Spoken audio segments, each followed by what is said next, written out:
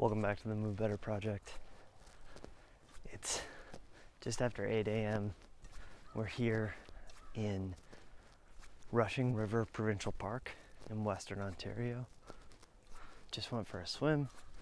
Back here at the campsite now and just continuing this little road trip series, showing you what I'm doing for workouts while I'm on the road.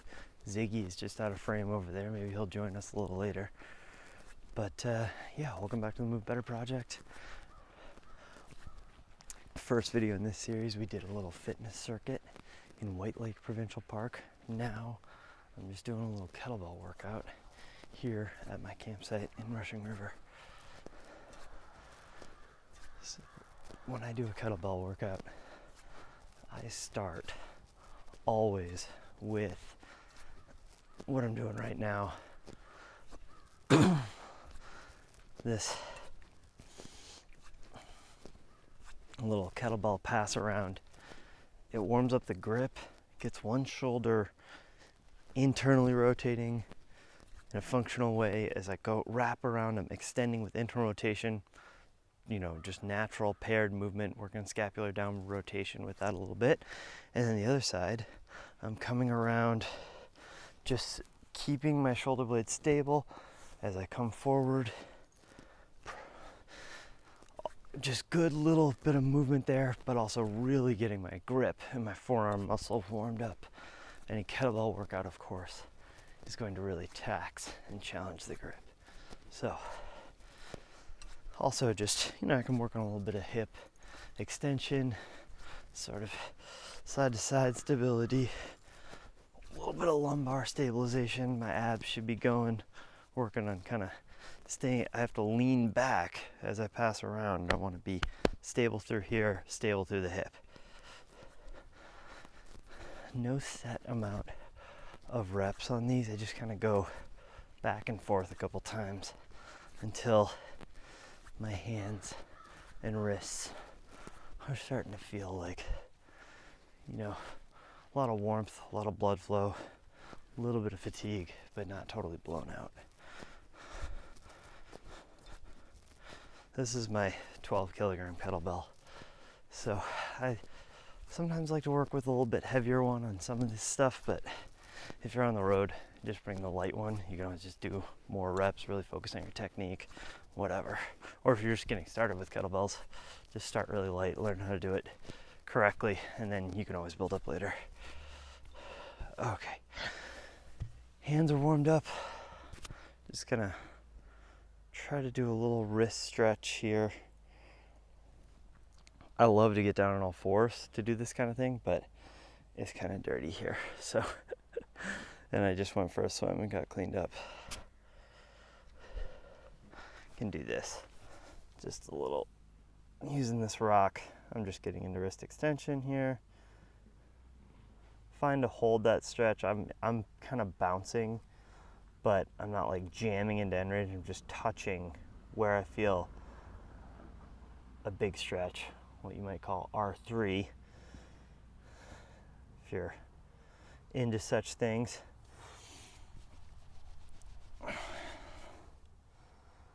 Try to catch the other side a little bit too.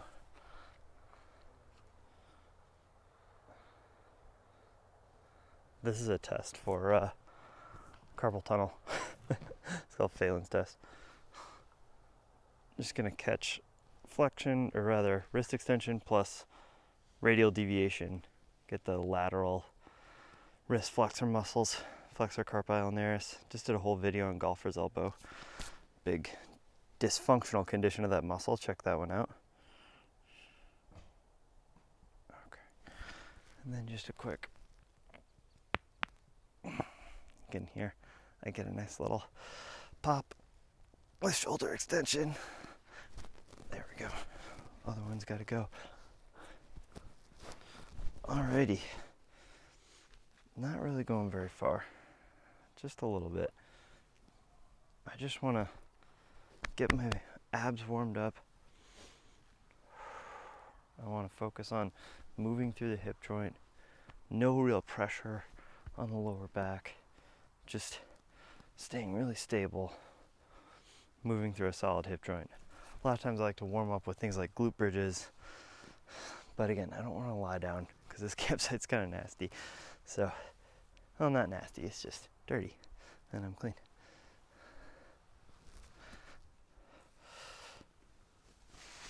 And I'm just working a little shoulder external rotation here at the top, you know, always getting little bonus reps in. All right, Zeke, relax, bud.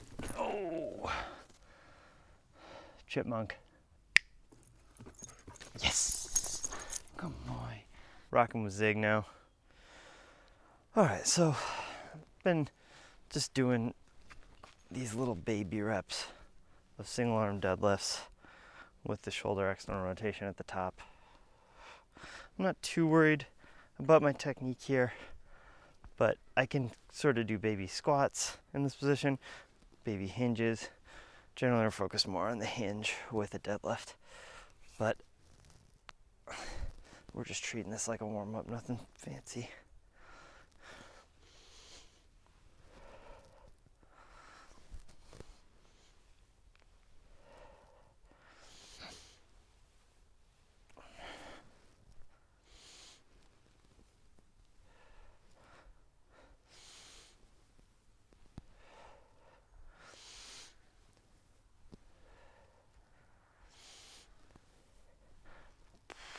All right, just coming up here, front rack.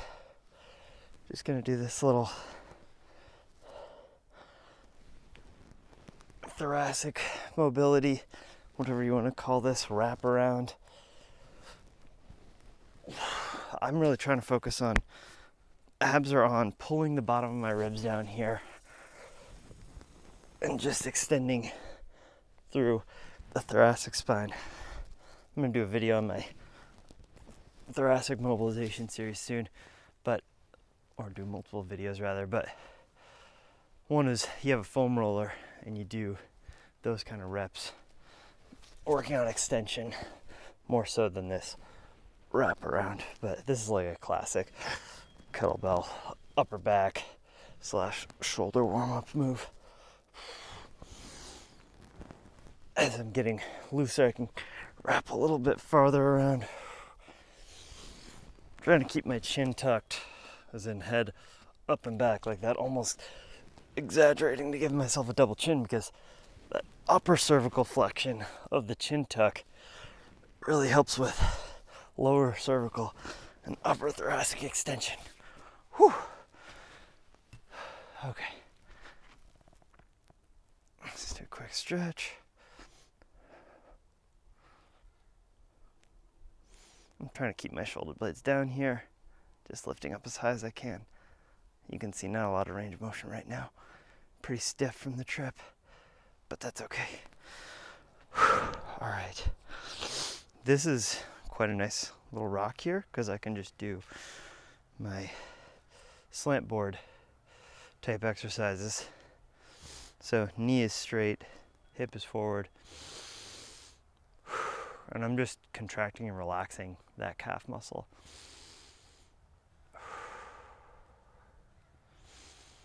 Anytime you're gonna do squatting, which I'm gonna do squatting later, more hinging than squatting, but still, you gotta work on calf flexibility, ankle flexibility. It's just, for almost everybody, the problem is not enough ankle flexibility for squatting. It's not usually hips. Sometimes it's hips, but for most people, the ankle is magic.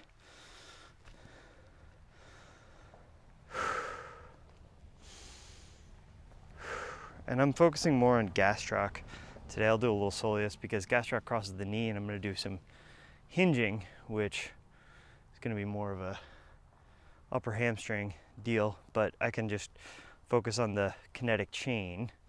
And gastroc has basically a direct fascial connective tissue connection to the hamstrings going behind the knee there. Read anatomy trains to learn more. All right, a couple more.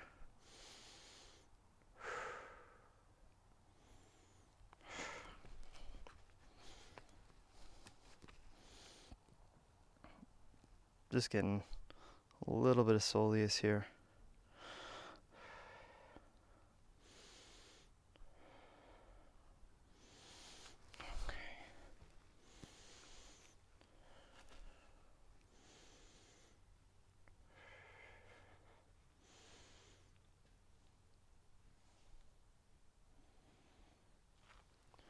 Okay, some easy deep squats with the heels up.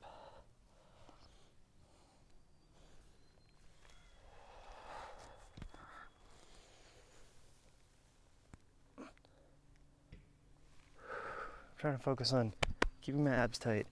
Glutes are contracted at the top and pulling down with my hip flexors, driving my knees forward, getting into as deep a squat as possible. This is the easiest way you can tell from most people that their ankles are the problem for squatting, is if you put their heels up on a slant board type setting, they can do a beautiful squat. I mean, you can look at me, like, I can't squat like this with my heels on the ground.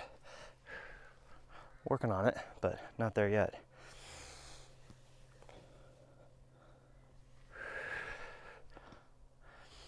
Sometimes as a warm-up for any movement, you just want to do an easier version of it. So a squat where I'm able to get full hip flexion and knee flexion. It's a little less demand on the ankles. It's a nice warm-up for me. Okay. Didn't do this before, but gonna start getting into some shoulder stuff here. Some rows and presses. So this rotation, sort of double rotation, I'm rotating my trunk and I'm externally rotating my arm, abducting it, getting into just this line of pec major, pec minor, and biceps. And just trying to open that up. Really functional pattern too if you're somebody who golfs or plays baseball or tennis or any of these swinging sports, because this is just the pattern of swinging. Whatever I am doing, I can apply it. Like if I'm playing baseball, you know, boom, my pattern is going to be sort of this like chop type thing. Whereas if I'm playing golf, it's going to be full external rotation, abduction expressed on both sides. So just a good way to warm up into it. And you can work on going a little slower. And hey there. Good morning. A little slower. And just pulling your shoulder actively into that fully externally rotated, abducted position. It's really like scaption is this movement plan, but it needs to be so exact.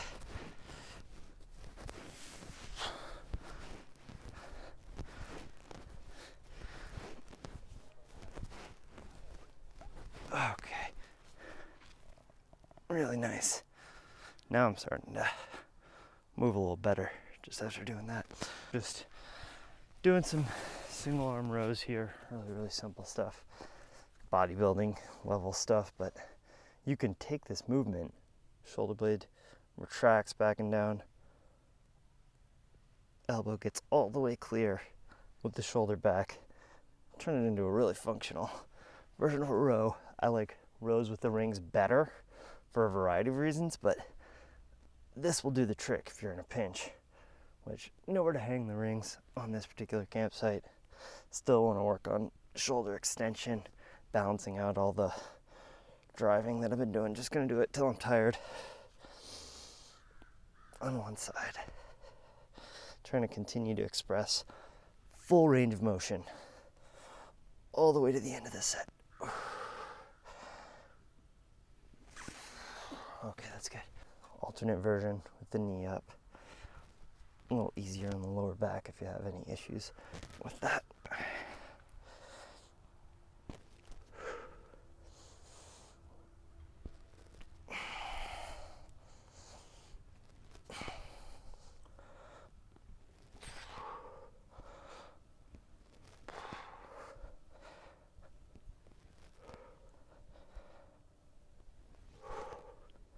And you can see, always working to get full shoulder extension, full scapular retraction. It's harder for me on the left My left shoulder's a little tighter in the front. Makes this movement more challenging. Nice and easy. Full protraction here. Retract the shoulder blades, maintain hollow position, elbows stay tight. Keeping it really simple, really easy. Just focused on perfect technique. Chin is tucked, abs are on, butt is on, all that stuff. Because that's how you really get a lot out of doing the easier version of an exercise. You really master the technique, then go back, do it the harder way. You got the technique drilled in, you're just adding strength. The movement pattern's already healthy. You're not gonna run into problems down the road.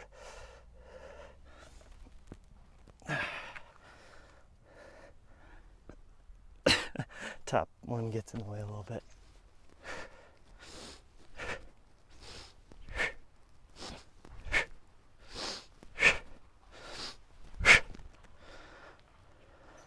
Just warming up my Russian swing there a little bit, making sure I'm good through the pattern before going overhead. Kettlebell windmill, both toes turn in the same direction. Press the hip out into the corner. Other hand slides towards the ground.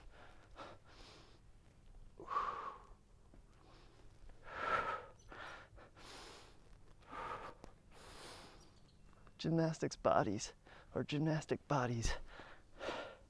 really likes this exercise. As a hip flexion developer, I find it's pretty hard for most people to do. So use it more as a advanced, medium to advanced shoulder stability drill. But if you can do it, I'm really working into, again, this position here. I'm driving my shoulder blade back and down, working on, opening up pec major, pec minor, biceps, lat, all that stuff. Activating middle trap, lower trap, scapular stabilizers. It's a good thing, hard to do, but good pattern to try to get into. All right, let's try the other side a little bit. Also works your obliques big time, that windmill movement.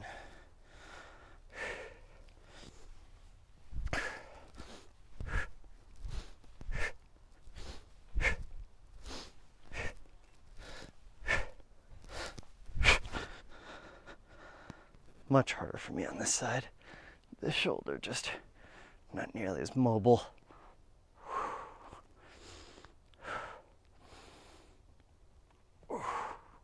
But that's fine. I just want to work inside the range of motion that I do have, even if it's less.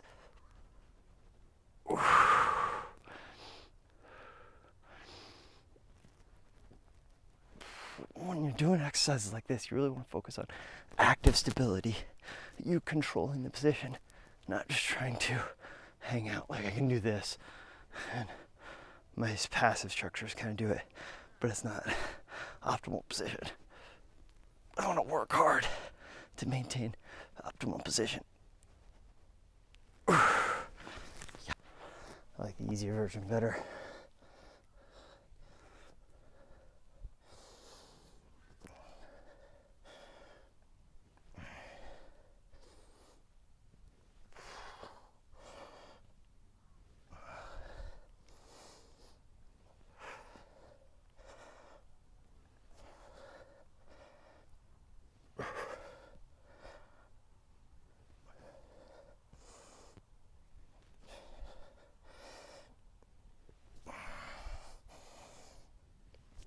All right, 12 is good.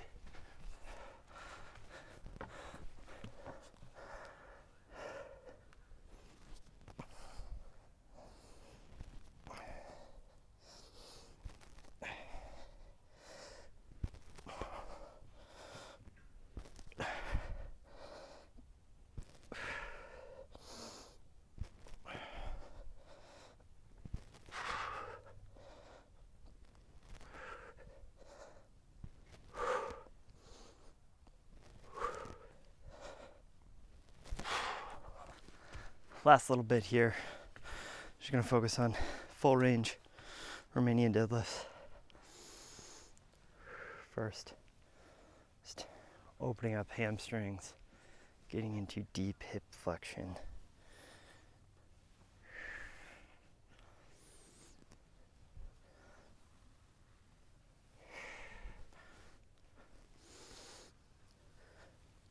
And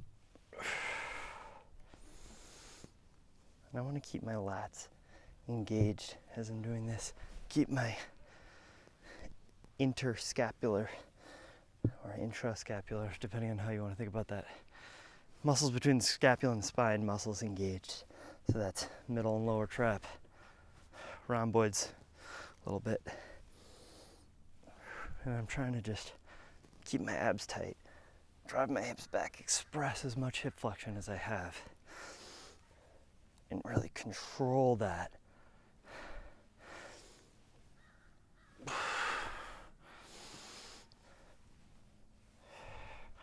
Okay. And I just want to do a little bit a Jefferson curl here. So toes are up, heels are down. I'm just trying to really get into some tight hamstring tissue.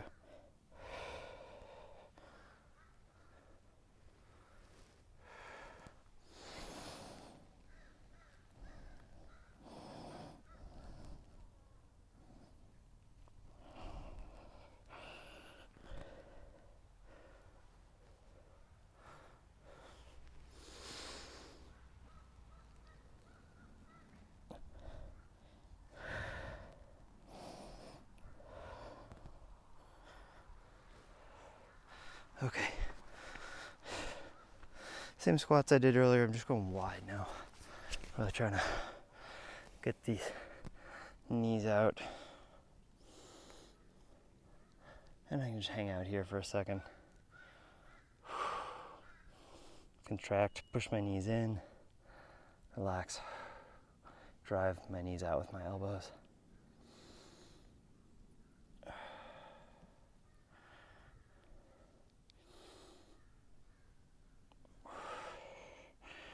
Really nice position to just spend a little time in.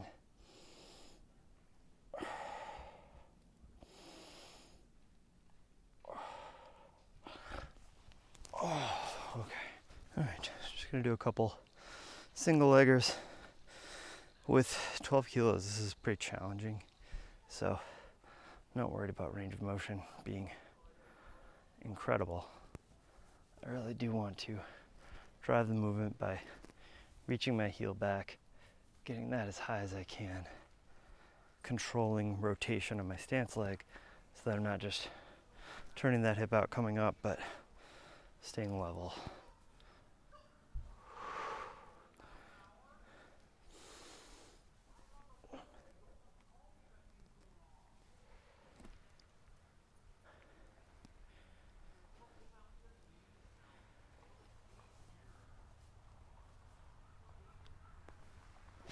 Oh, all right, just a few of those.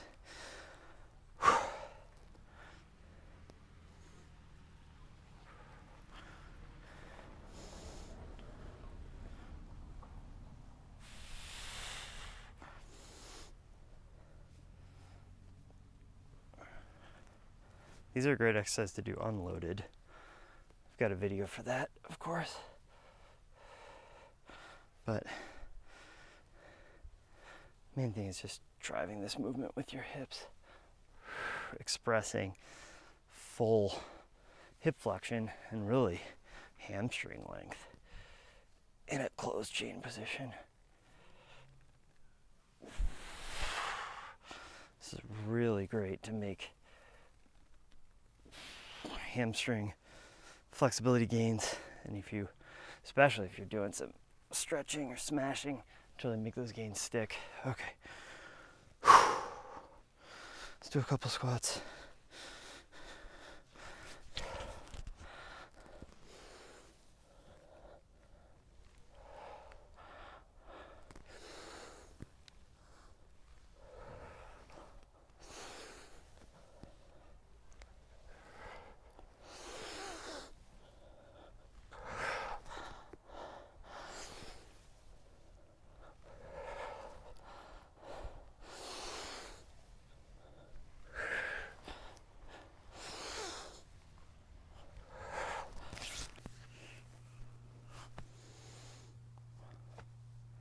Just gonna do a little hip flexor stretch here into an isometric lunge. Maybe even just do some split squats. Yeah, actually. Yeah, so I'm just gonna do split squats here. Just focused on dropping the back knee, squeezing the glute, getting a hip flexor stretch there. My big toe on this side sometimes has trouble with the extension required of this, but I'm trying to make it easy.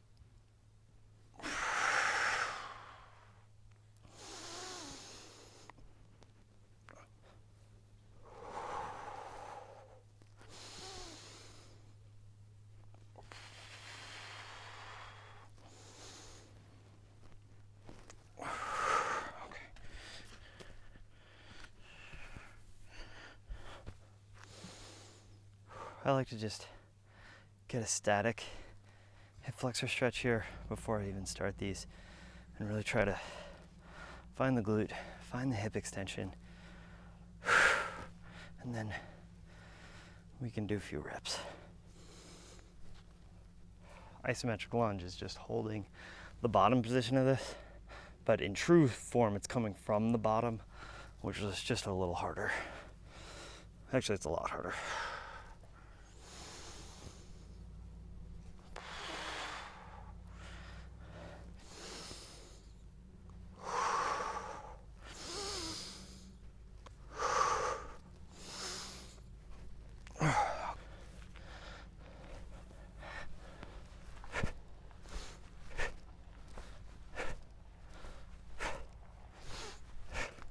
Notice when I'm swinging kettlebell, my butt goes back. That one was a little off. Butt goes back. Knees bend, but they don't bend forward. That's the key to the whole movement. It's a hinge. It's not a squat. This is a squat. Okay, that's what you see people doing all the time. This is a hinge. A little quicker, a little more springy, a little more powerful.